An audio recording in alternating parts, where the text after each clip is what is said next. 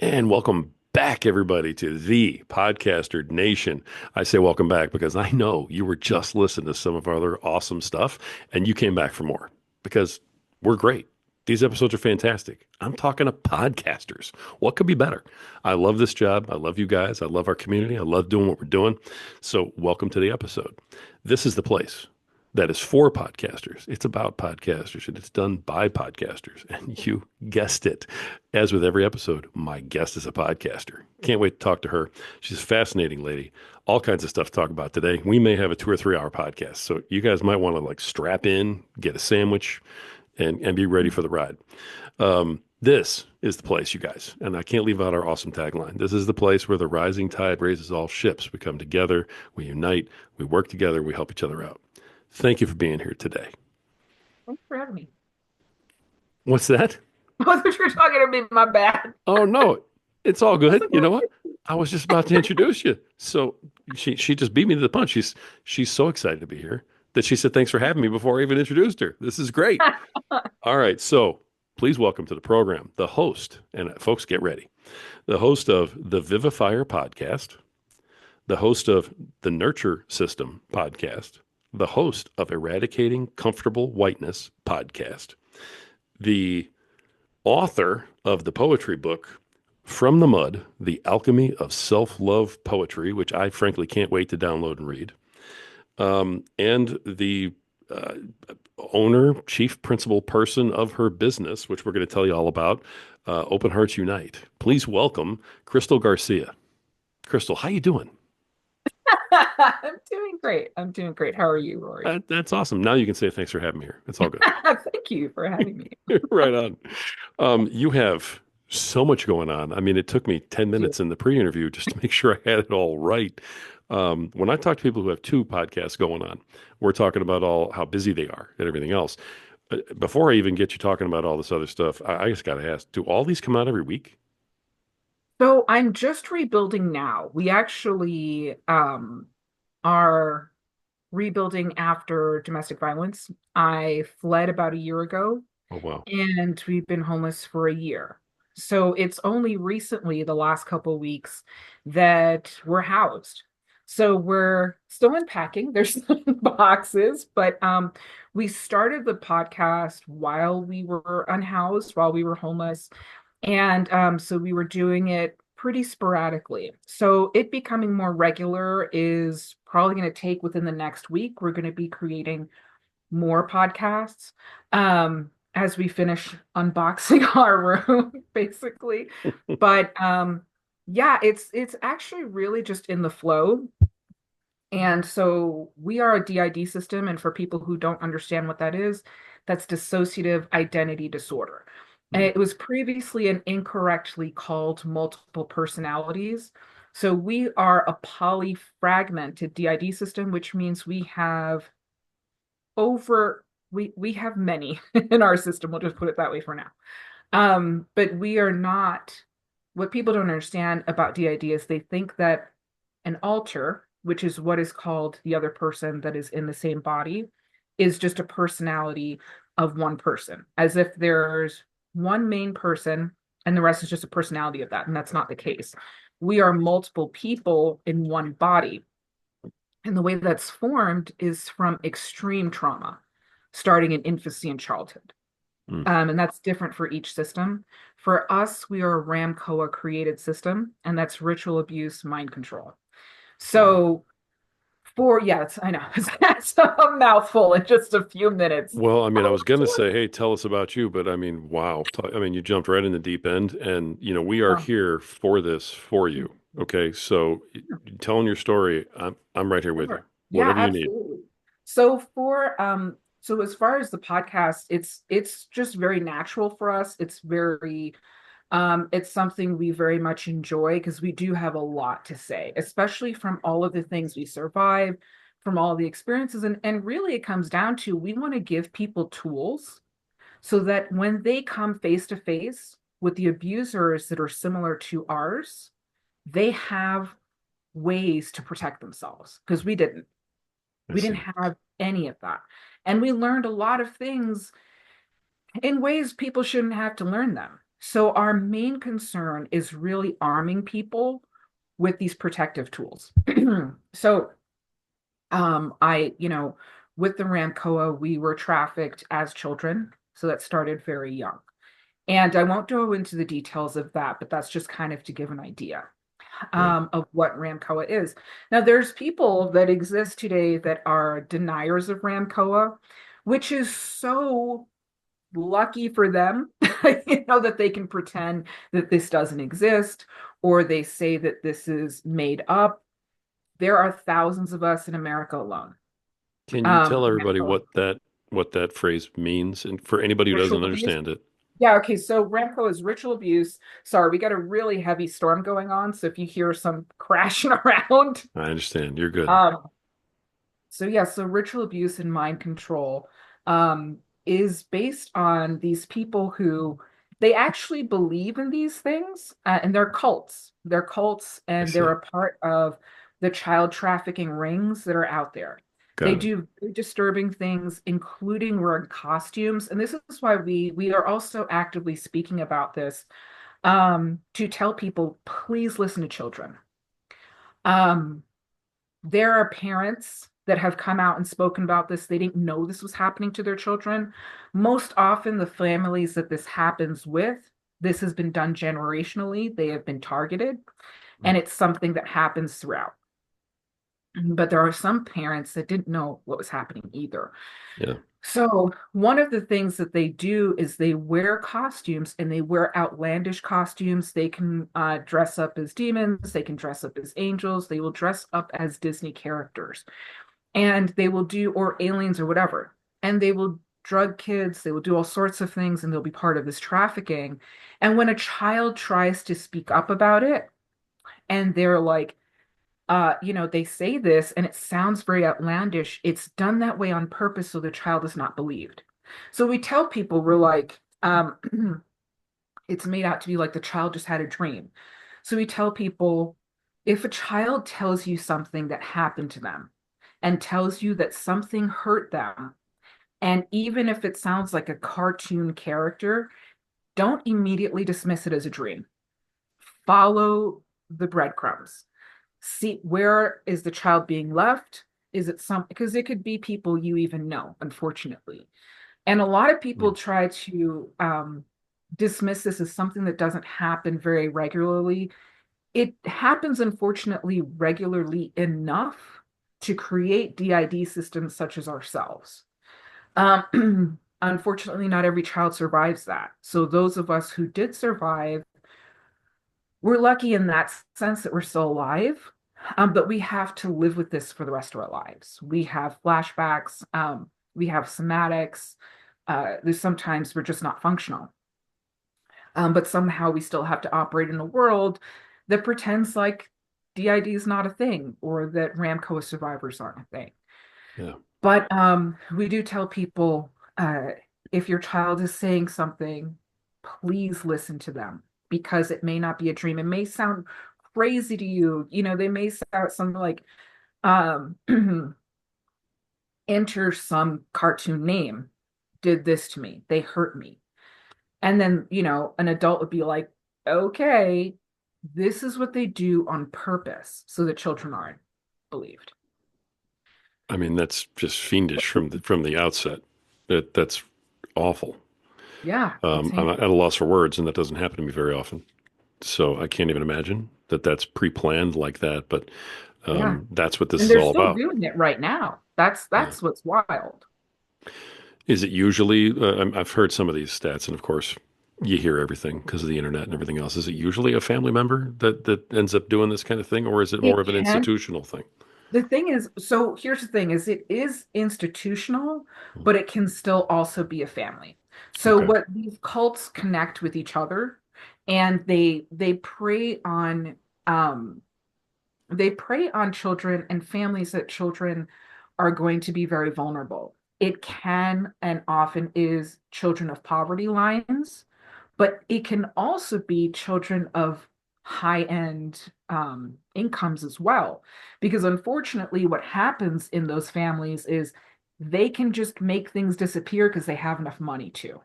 So it unfortunately, there's no discrimination. It can affect anybody. Wow. And yeah, and it's been happening for a while. And what they do is they then train the next generations to continue this. And in Ramcoa, those people who are trained to continue this are called programmers. It's intensive. It's Wow. intensive, and it's to the point where most Ramcoa survivors are too afraid to talk about it because they will be targeted or they could be in harm's way.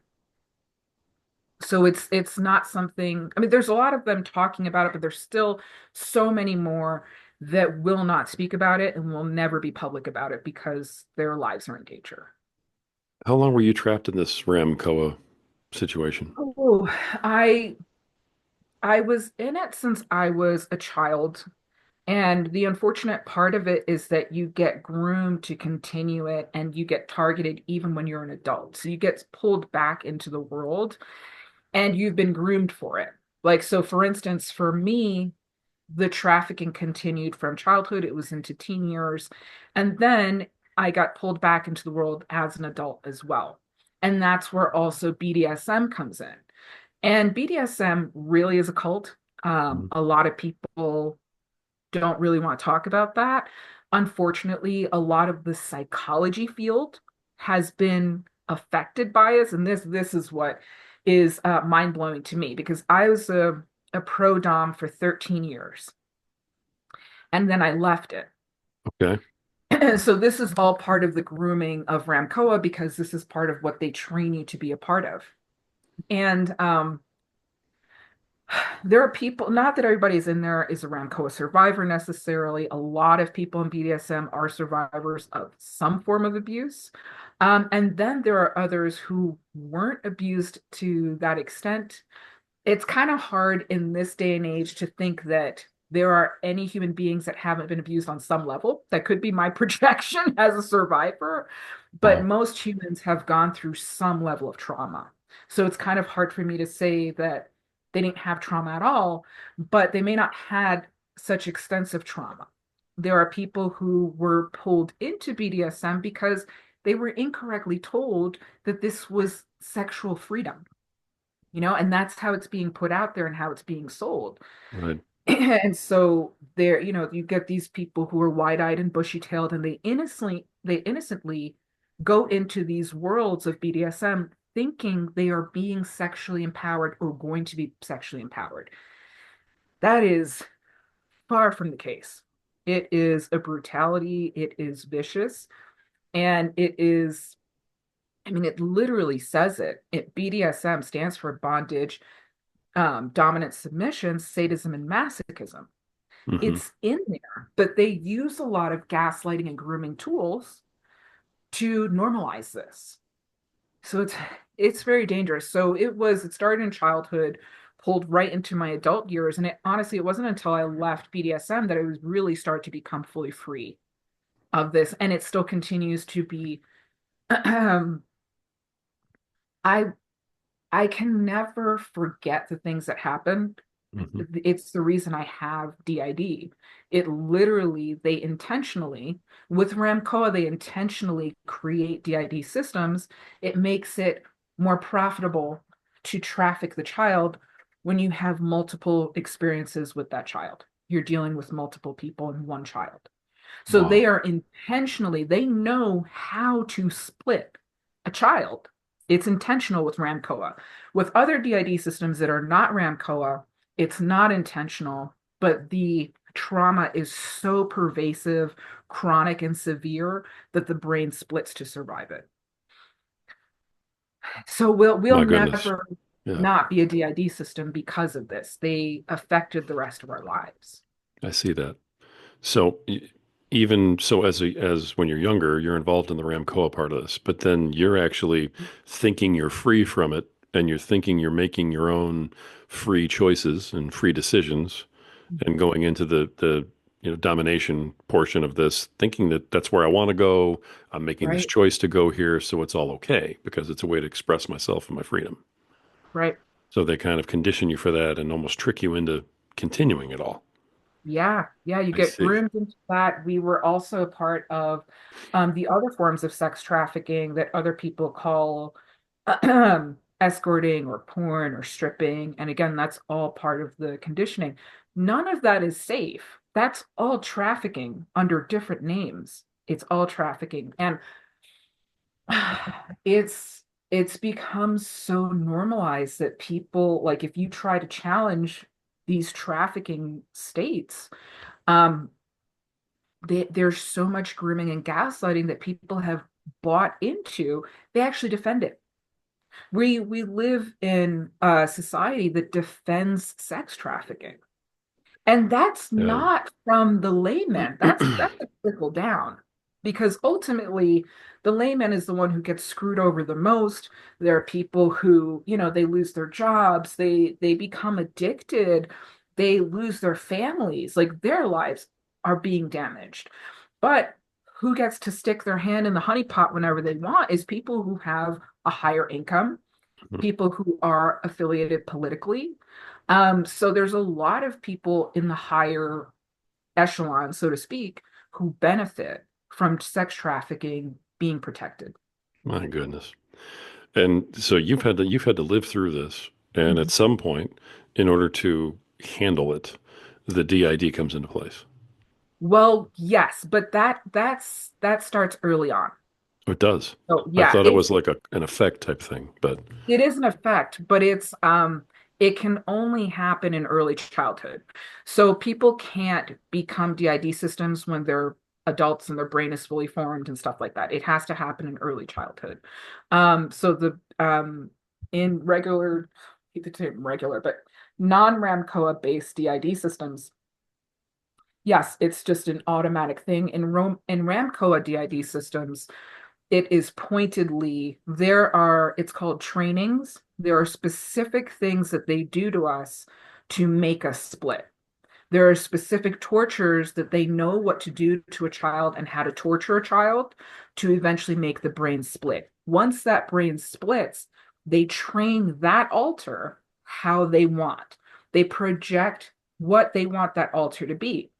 So, for instance, in DID systems, there are all sorts of different animals and creatures and humanoids and all that stuff, not because that's who we are out here. We are human in this body, but in the brain, that's how they created us.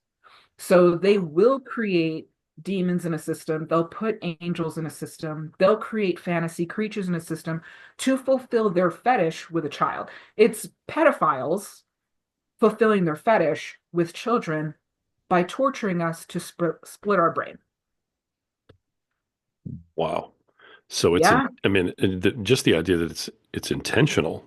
it's intentional. That's what they plan to do to you. Yes, and they know Okay. how to do it because they're not the first ones to do it. It's been passed down through generations, these people who know how to create this. Wow. I wish that I had more knowledge of DID. So please pardon my ignorance on this. No, it's Is there a trigger or something that's controllable then from their standpoint? Um, Yeah, actually, to that's an excellent question. That's okay, that's actually a really excellent question. Absolutely. There are different, I don't want to give away too much because, sure, whoever's watching, I don't want people trying this themselves. okay. But there are specific things having to do with colors. Each altar has their own name. There are numbers, there are phrases. So there are a series of numbers that can pull out certain altars. There are a series of phrases that they are trained with that will immediately lock out certain people from the front and rip forward certain parts.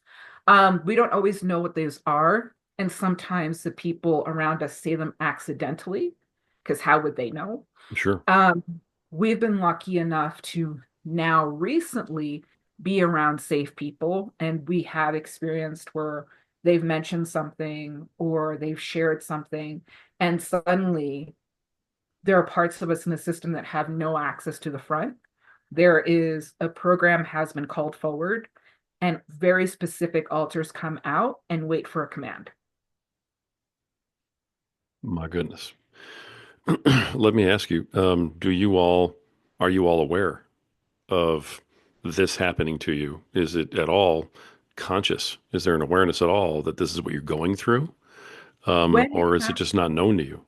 no, it's not known. What we don't know it until it happens. So what even the alters that come forward and wait for the command, they have no control over it. Okay. They're just pulled to the front. The rest of us, it's trying to explain how this the experience feels, but the rest of us are kind of behind, watching, kind of startled and frozen, and we can't do anything.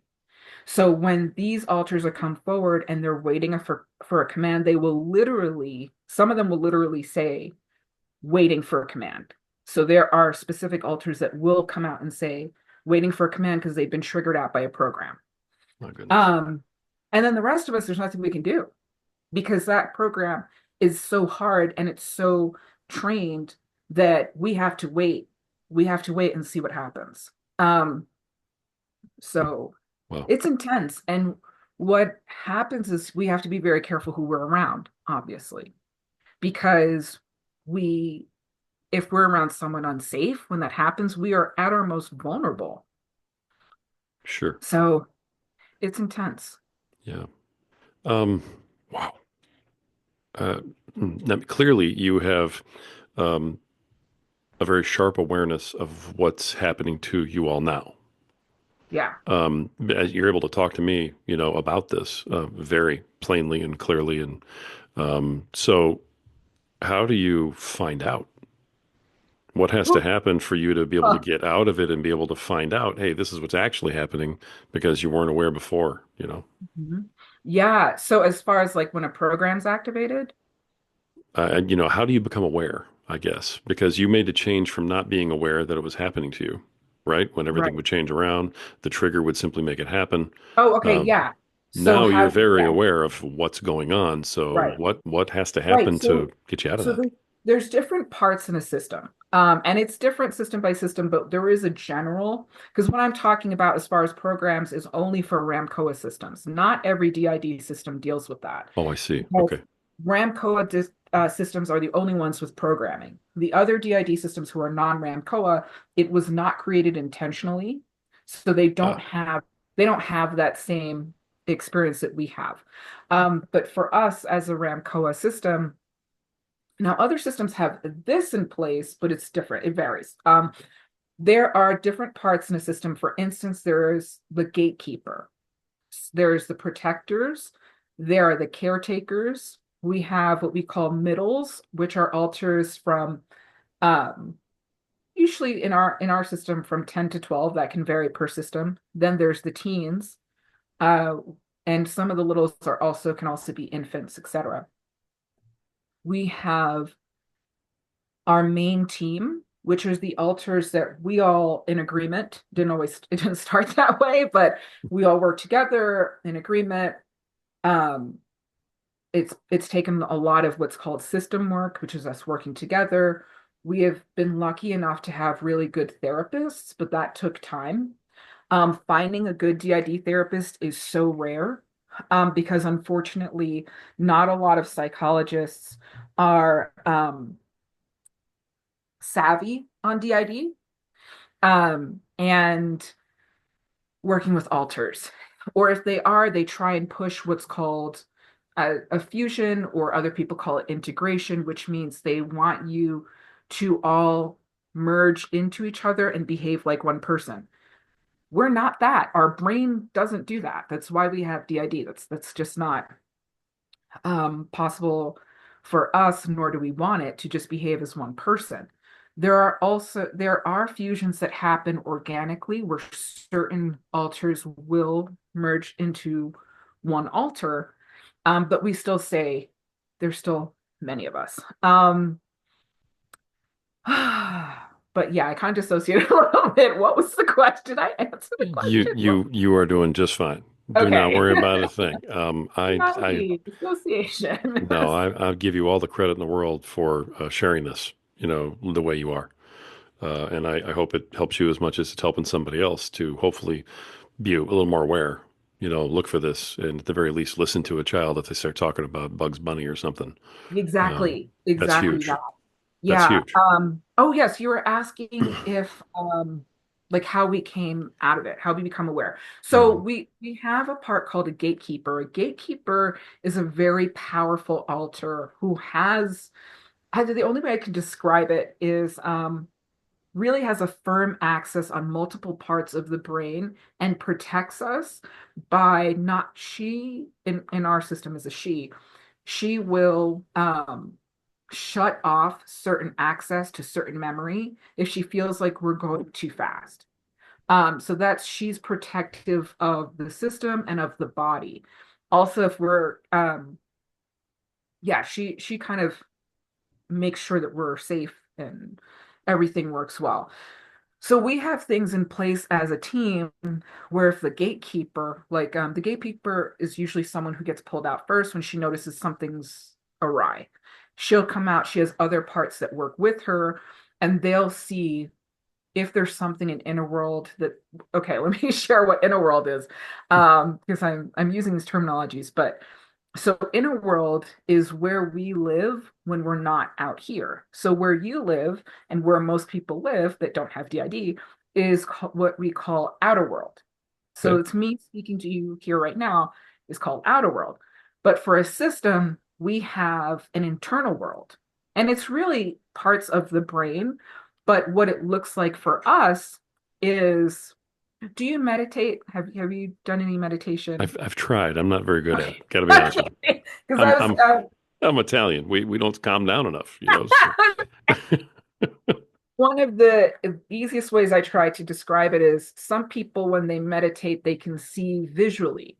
They're kind of transported to another part of, their internal mechanisms, and Okay. they can see a whole type of thing. So that's where we live when we're not out here. But it's different parts of the brain. But to us, it's an entire world.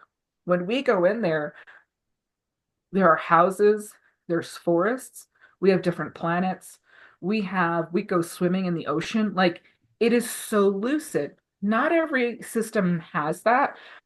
So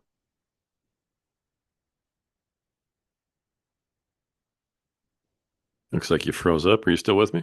Can you hear me?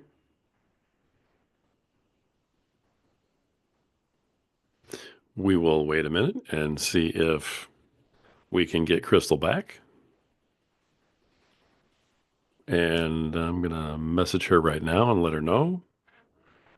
Yep, this is what happens during podcasting, folks. You okay, can you hear me froze. now? Hey, there she is. I was just getting ready to send you a Yeah, message. we're having I think the storm is messing with the network. Gotcha. Yeah, I lost you a couple minutes ago. Oh So no. you were talking about, like experiencing a whole separate world, oceans and, everything Right. else. And so we lost you right about there. Okay, cool. Okay. So that's where we exist outside of here. Right. And we can just go in and out of there. Our system can, not every, it's different for every system. Hmm. But that's where the gatekeeper, she will scan inner world because Okay. not everybody in inner world is on the main team side. Because there are altars that were created to enforce programming, we have seemingly enemies inside that we have to try and bring over to our side. Oh, So wow. there are, yeah, because they were created by the abusers to enforce programming. So anytime we're doing something that goes against programming, like for instance, um, talking about Ramkoa or educating people or leaving it, there will be alters in inner world that are triggered to try and put us in our place, to try and reinstall the program. I see. So it's a constant battle, like it's constant work. Like people talk about, their inner journeys. Like ours is literally one, and we are managing two whole worlds at the same time, and it's exhausting. Yeah. And On top of that, because our society is so unaware or given misinformation, most of what Hollywood creates about DID systems is serial killers.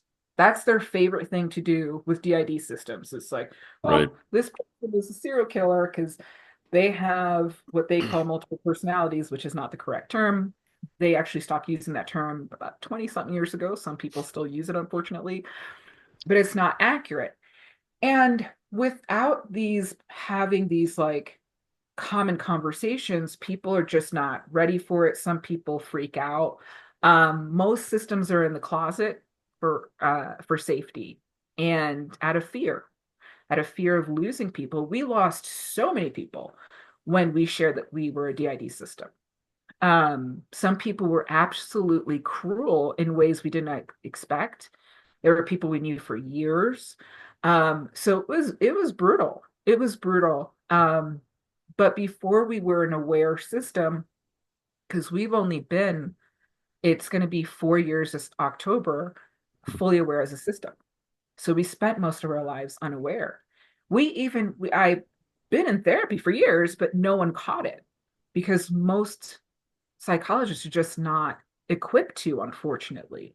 Yeah. I was, I had these really intensive CPTSD triggers that came forward. I was starting to have body shakes and everything. And it was the first time I became conscious of losing time. I went into the bathroom, I turned on the shower, and the next thing I know, I'm wet with a towel around me. No memory of what happened. Hmm. I told my therapist this, and she literally said nothing.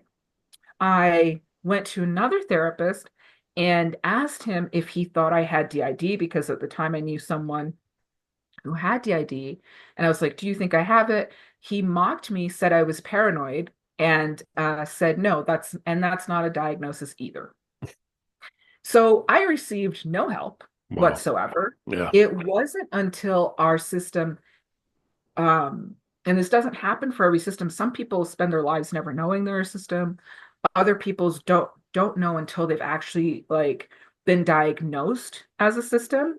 But it's we spent about 3 years undiagnosed, and we were very, very clearly a system. So we try and let systems know, like, it may take you time if you want to go for that diagnosis. We're diagnosed now, but even if you don't get the diagnosis, you are valid because it doesn't stop you from being a DID system. The Yeah. thing about DID, it's not the same as other things that require diagnosis all the time to tell you because your system will come out, which is what happened to us.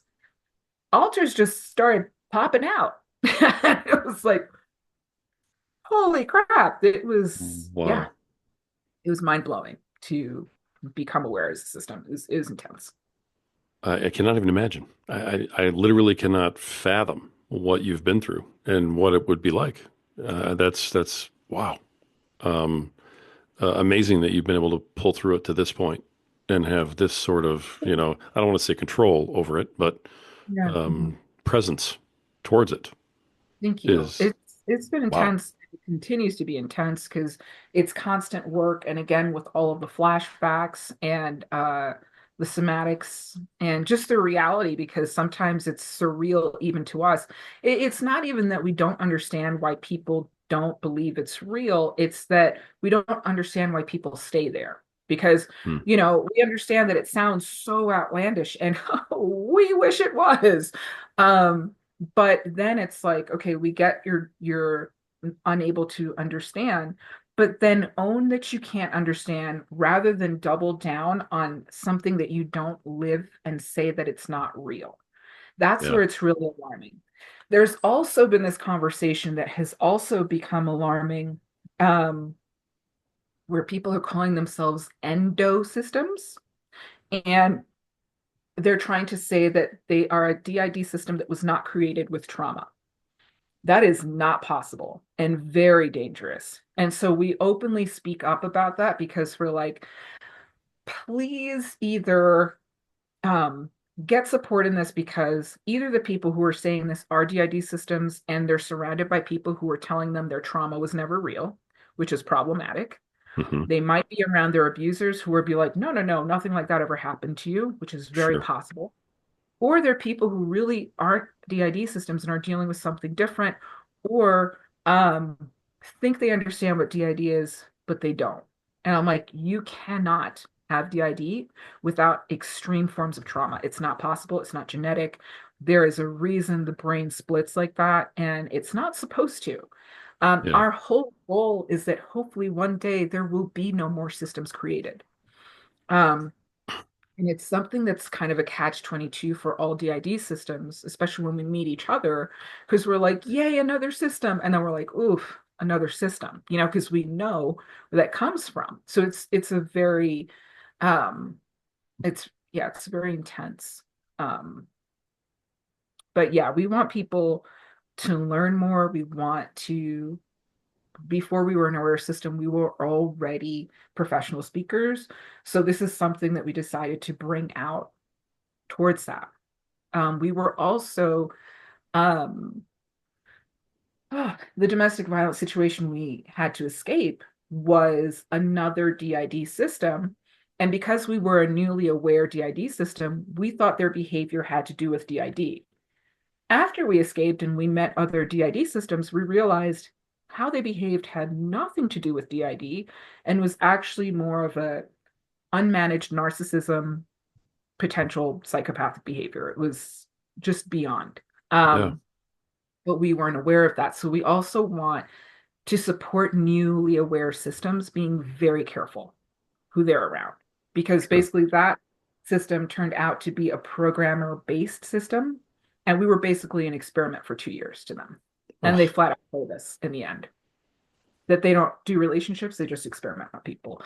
So that was heinous.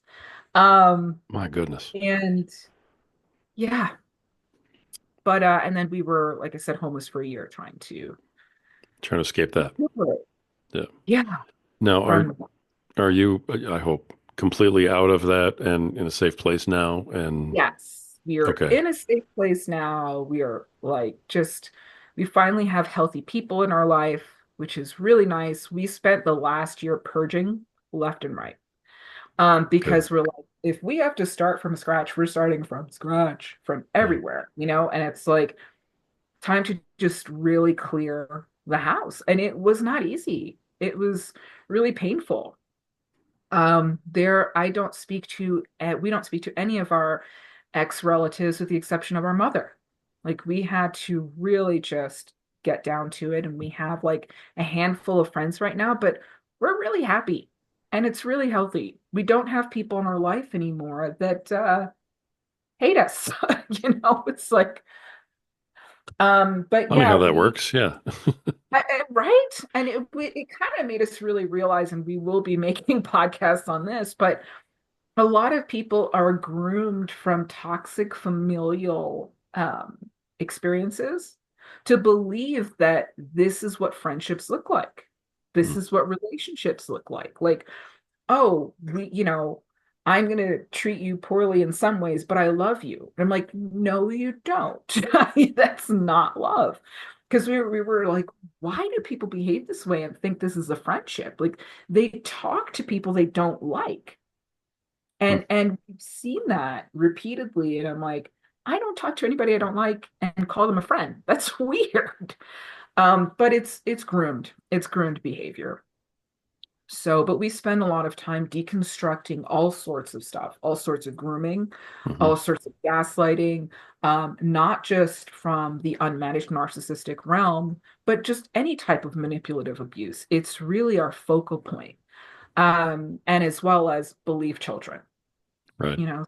and we really, ultimately, we want to support people having fun, having a good life, enjoying themselves, being able to sit in this discomfort of self-responsibility and the Yeah. work that it takes to grow, because it's not comfortable. And we've had to do it multiple times and we continue to do it. Um, and we also do, because like as a transformational cheerleader, I work with somatic therapeutic experiences. And I also do like work with people, what other people call shadow work, which is going into topics that other people don't really want to talk about, or it hasn't been talked about in a way that can really help people move through. What we've noticed is that a lot of people, what they call shadow work, becomes shadow worship and it becomes fetishized. It's Mm. not really people working through things. They kind of get stuck in a cycle of um, praising it rather than being with it. So for instance, like we're starting a conversation of having a healthy relationship to hatred, because in our experience, it's not the hatred itself as the issue, is that when hatred becomes a lifestyle and it's not addressed with self-responsibility. Hatred can be an important part of healing after someone's been harmed. And in a sense, it's also a type of defense mechanism to protect the person from being harmed again in a certain situation. Okay. But when it is met with self-responsibility and someone can be like, you know what, I'm feeling kind of hateful right now. I think I need to go put this in art or a video game. You know what I mean? Like someplace healthy and self-responsible, great. The problem with this world isn't the hatred itself. It's that there's not a healthy, self-responsible relationship to it. And then it gets projected out into the world as if it's the other's problem Hmm. that that person is dealing with hatred, and it's not. It's really a trauma response to go into a lifestyle of projecting, you're the reason I feel hateful, and then playing a victim to one's own hatred. So, and especially in the current circumstances, but really anytime, we really want to start having this conversation with people. And as former pro doms, we what we also deconstruct is where sadism is outside of BDSM, because BDSM is a microcosm of society. You Sure. know what I Right. mean? Like people are like, oh, it's over there. No, it's everywhere. This is just the most concentrated, verbose way of expressing it, but it Right. is everywhere. You know, like there are people who are out here um, calling sadism morality. So we like to break down these things and make the distinction because we're like, if you say that this person does not have a right to be treated humanely, that is not being moral. That is being sadistic. You know, people Sure. feel they're having these conversations of entitlement, like this person XYZ deserves to not have freedom because I'm I'm standing in righteousness and this is the right thing to do. No, it's not. You're not righteous. You're not moral. You're sadistic and you're not owning it. Yeah. Wow. So this is the stuff that you talk about on the Nurture System podcast. So this is the stuff we talk about on the Vivifier podcast, the Nurture System podcast. We talk specifically about DID I see. and about our system experience and how to protect oneself as a system, as newly aware systems. We focus very heavily on newly aware systems, but it's open to any system for however long they've been aware, um, to help them stay safe. We share our personal experiences too, in hopes that what we've learned during our system work can help other systems in their system work. Got it. For instance, we had a podcast where our protectors talk about how they went from persecutors to protectors in the system, because there's also what's called a persecutor in a system, which is very attached to the program, or for those who are non-RAMCOA DID systems, it's they're kind of recreating the abuse that the abusers did, um, Oh, and wow. how they were able to move into protector parts now. In that one, and might even pop over into different parts of the other podcasts, but specifically it's already started in the Nurture System podcast, is we do have a voice changer. So different alters can speak as themselves. So depending on who's in the body, like me, I am a cis female. However, when the men come into the body, they are in this body a trans man. In inner world, they are either cis men or whatever, but they deal with um, dysphoria. You know, like they have their own clothing. Different parts in the system have their own clothing, and so when whoever is out feels comfortable, they put on their own clothes, and it helps them, either the men with a dysphoria or the women with a dysmorphia. So there are different in the we use Morphox. There are different voices in the Morphox, so the men can speak, and also different women have different tones in their voices too. So they have theirs, they have littles. We have androids in our system, like our gatekeeper is an android, so she has a more mechanical voice. But we do put that as a disclaimer because for some people, it's can be triggering to hear a voice changer, especially if people are struggling with the concept of DID. Wow. Okay. because we're all in one body.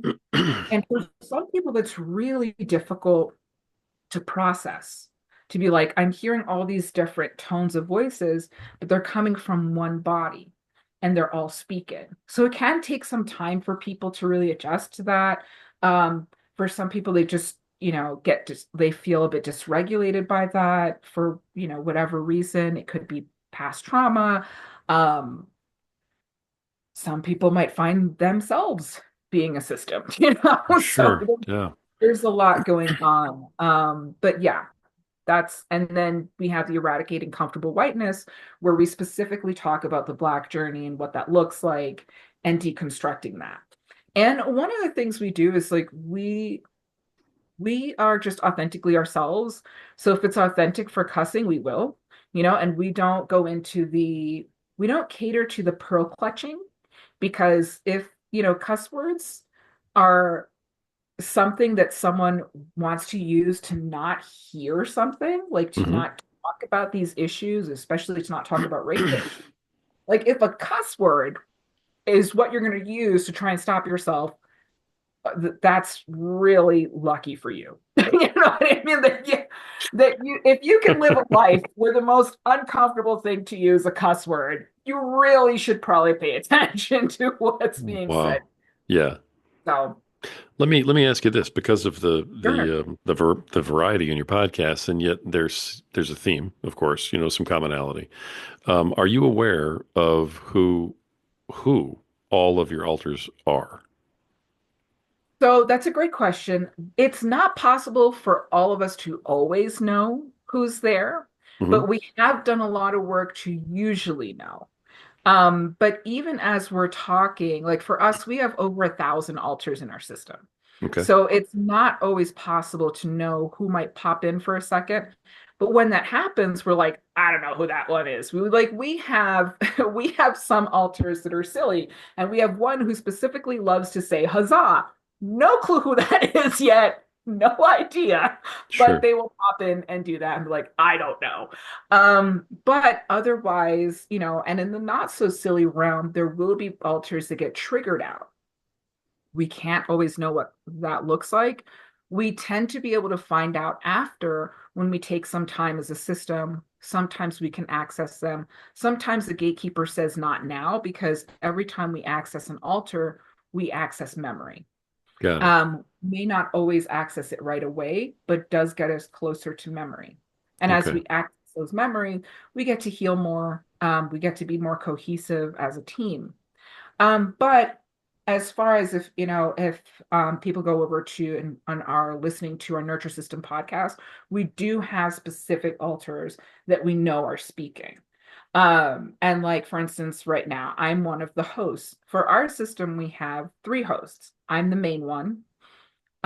Fuego is the co-host, and then we have Korar, who's a tertiary host.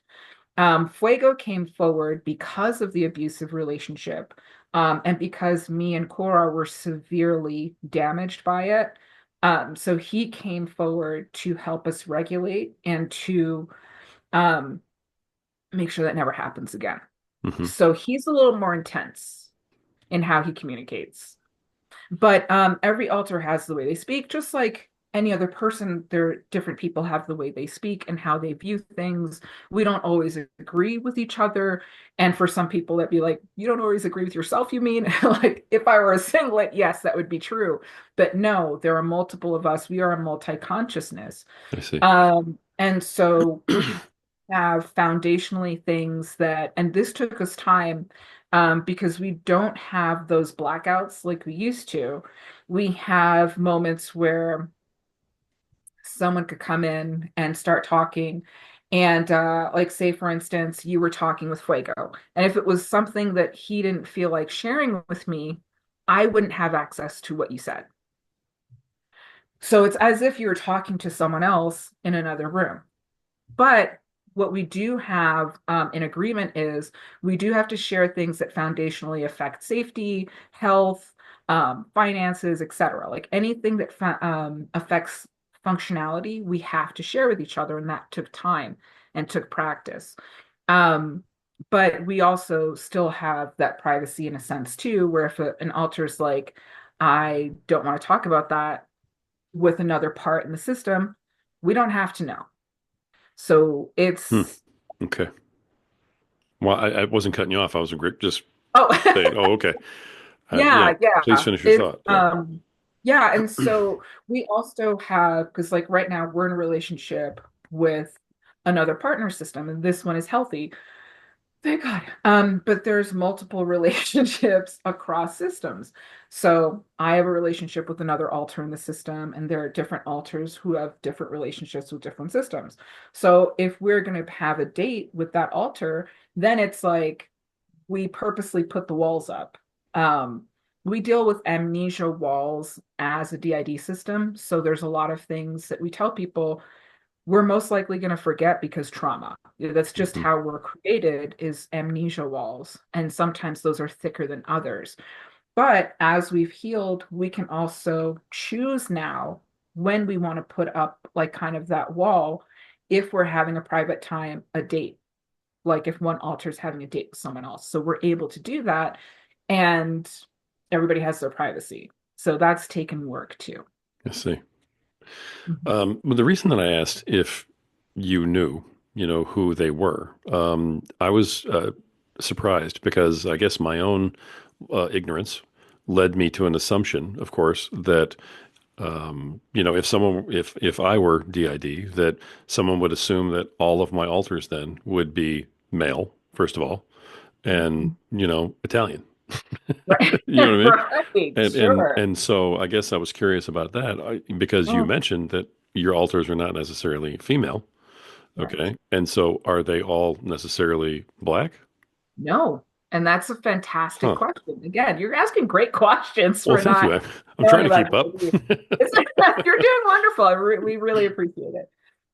So that's a great question and a really important one, actually, because there's multiple ethnicities in here. And again, we can't control that. And it's something that's a bit unnerving for a lot of systems because they worry they don't want to culturally appropriate anybody, but they have different ethnicities in their system. So it's a really prevalent conversation in the DID community Hmm. as to how, excuse me, to support their system presenting respectfully.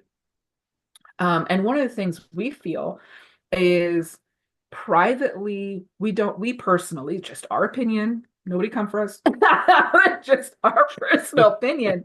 When it comes to privately in the privacy of one's own home, we don't see it as cultural appropriation because it is necessary for system healing.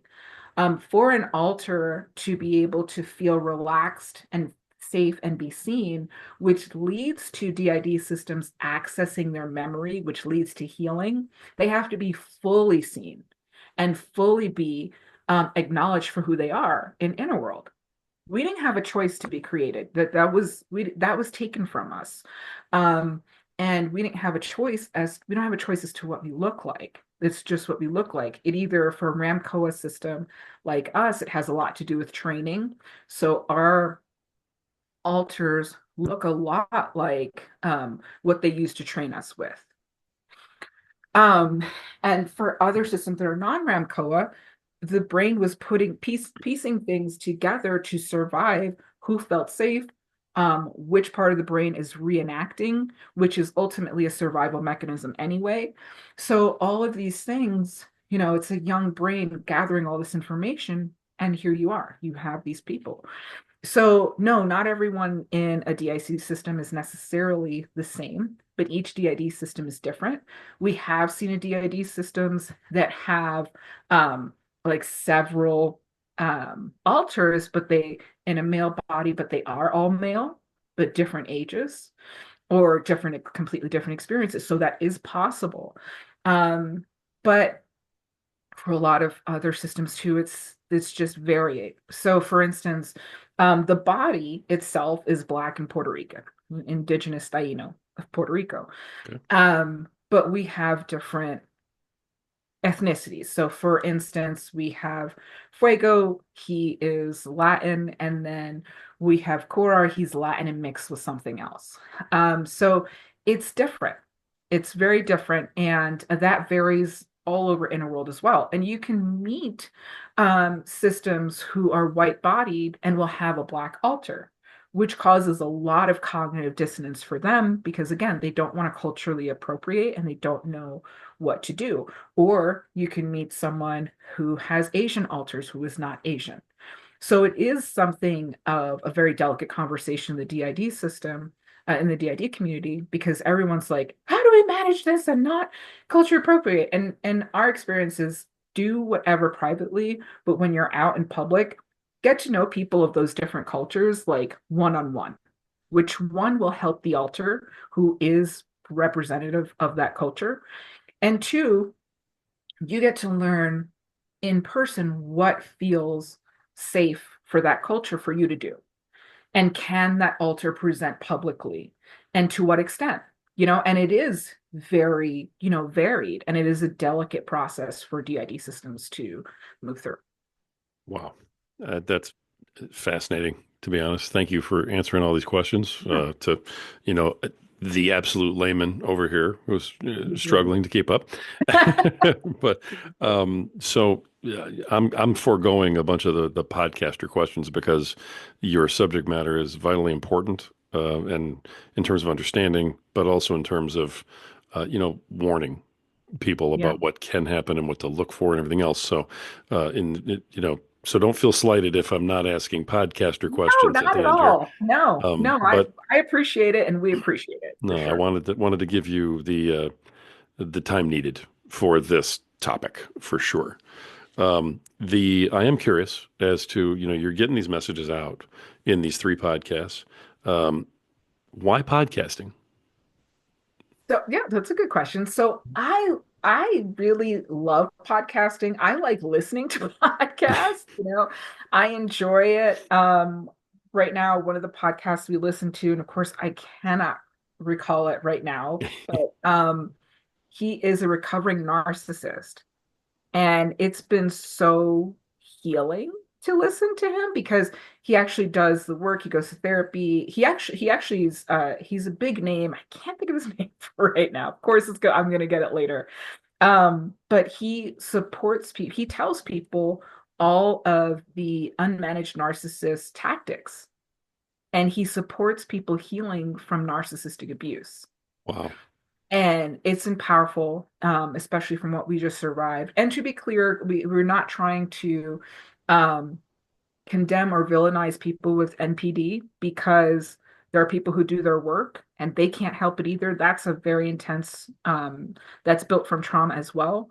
But we're talking about unmanaged narcissism from the people who don't do the work and who do absolutely abuse and harm people. And narcissistic abuse, I know a lot of people use as kind of like a buzzword, but there is a reality to the tactics that are used.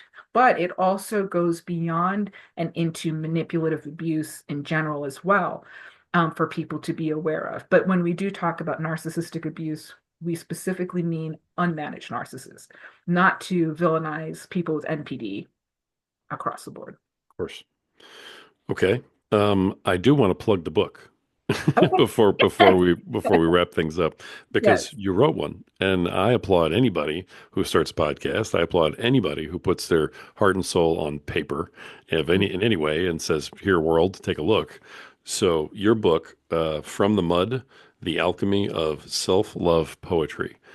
Briefly Yeah. tell us what that's about, where that came from, and where they can find it. Yes. And also a little more of why I did we choosing podcasts is it's Oh, sure. so great. We spent part of our childhood not being able to speak. We didn't understand at the time why, but it was because of the trauma. So voice has been a big one for us. And it's been a really big deal being able to use our voice. So the specific focus on the voice has been great. It's really helpful for the system too, because doing a podcast, they don't have to be on video, which can cause a lot of dysphoria for the guys, as they don't have the appearance that they want, that makes them feel comfortable out here yet. Um, and so it's wonderful. We really like being able to share that with people and have that shared with us. But yes, so the book From the Mud, The Alchemy of Self-Love Poetry. The reason it's called From the Mud, and the photo on the top is a photo that we took because we dabble in the photography. We like to play with all sorts of stuff. We paint, we write, and just we're starting to teach ourselves animation right now, which we're very excited about. And play with making some music for it. But we from the mud, the cover photo is a lotus, and it's a photo that we took in New York. We're originally from New York, and it's from Central Park. There's lotuses in Central Park, and how the lotus kind of builds from the mud. And so the alchemy of this poetry book is poetry we've been writing for years. And this book was written before we were aware as a system. So we will be working on a poetry book as an aware system as well. But it was very healing, and it's very raw. It's very intense. It's very brutal. I believe we put a disclaimer in the beginning of the book. I don't know, but here's your disclaimer. Got It's it. heavy. And it talks a lot about our surviving as trafficker, as being trafficked, as at the time we didn't have the memory of being trafficked as children yet. So we were talking about our adult trafficking, we were talking about the other abuse that we've survived. Um, and just being in this world as a black-bodied person. And and just kind of all the things we kind of learned and allowing ourselves to express emotionally. One of the biggest things we studied for many years was relating with emotions. So it's a big thing that I work in too as a transformational cheerleader. I support people creating very distinct relationships with each emotion. So it was really just a powerful book to finally get to express so much raw pain. And we had been homeless when we were pregnant. Um, and we had just left trafficking. And we were homeless again when we came back to live with our mom because she was not doing well. So we ended up homeless. And we had hoped that was the last time, and then this year. But anyway, we talk a bit about that experience of the what that looks like, and we talk a bit about the trafficking too. So it's it's a it's a brutal book. There's some things in there that are kind of soft. There are some things that are kind of a bit of metaphoric storytelling, but a lot of metaphoric storytelling. But yeah, it was really healing. It's a very healing book for Right. us. And that's available on your website. Yep. And the website is it's open hearts with an S Mhm. unite.org, because Yep. Open Hearts Unite is your umbrella where you house Yes. all of your projects. That's Yes. correct? hmm Awesome. All right. You want to leave us maybe with, a little note about what's Open Hearts Unite all about, and if there's anything that I missed, give us Yeah. a little shout Yeah. out there. Get everything. So, Yeah. Open Hearts Unite, our focal point is really to support people keeping their heart open no matter what. Because one of the things we've had to do, and it's been brutal, and there's been times when we're like, I don't think I want to do this, but keeping our heart open has been the greatest gift to ourselves. It's been what, like, everybody deserves to keep their heart open, is basically how we see things. And that's hard. It's hard work. But the effect of a closed heart is the toxic world we're living in right now. And so inviting people to do that work, inviting our fellow open-hearted warriors to get support during this, and let's unite, and really be the difference, because we live in a world that really sets us up to shut our heart down in every single way. And it's so toxic, and we just would like the revolution to be an open heart, and which starts with self-love and self-care and fun. Have fun. Like, we want to support people playing again, like, and having fun. And a lot of times, because of things are so difficult, and we live in a society that forces people to work excruciating hours, barely get by, it's disheartening. And a lot of people forget to gift themselves play or to really listen to their bodies. But really, I mean, we're all in this together. We believe it starts with the heart, and our motto is we rise together. But and that takes work, and that takes an open heart. And an open heart is not some floofy saying. It's hard work. Yeah. It's hard work, but we believe everybody deserves it. Well, that's a great way to wrap this up. And I thank you for everything, for coming on here, giving everybody a whole new outlook that I'm sure I'm not the only one who was ignorant to all of this. And so I'm glad that everybody who's listening to this is going to get a chance to have their eyes opened to a lot of new things, and also to maybe take a second look at, their own family, or, people that they know, and maybe, did I discount this? Have I heard this before? Maybe I should go back and look at this over. You've done a real service for people that are out there that may be in danger by having this conversation. I hope that this hasn't put you in a bad spot talking about all this. Oh no. And if it has, whatever. Because like we before we were even talking about this as a system with the human rights stuff we would talk about, we'd get death threats, so that's not new. So we're kind of equipped for brutal conversations, and we've done it. It doesn't mean it's easy, but we're equipped for it. And Good. it is what it is, you know. I'm glad to hear that. Well, I hope that I say this right, as I thank you for being on here. But you all are a beautiful and generous system. And I want to thank you for being on the program and just sharing so openly and honestly with everybody. It was really great. Thank you. And thank you so much for the platform. And we really are so grateful for how gracious and respectful and kind you've been with this whole topic. So that really means a lot. So thank you. Thank you. Folks, you've had another unbelievable episode of the Podcaster Nation. I got to tell you, I didn't know what to expect coming on here today. I really didn't. And so I just opened up my mind and tried to open up my heart and said, look, I'm just going to see what I can do. And I'm not sorry 1 ounce. And I hope you're not sorry either for listening today, because this was really something. And this guest, more than maybe any other we've ever had on, really does exemplify what I say every single time I sign off. And I'm going to sign off saying it. This is the podcast, folks, where the rising tide truly raises all ships. So keep sailing.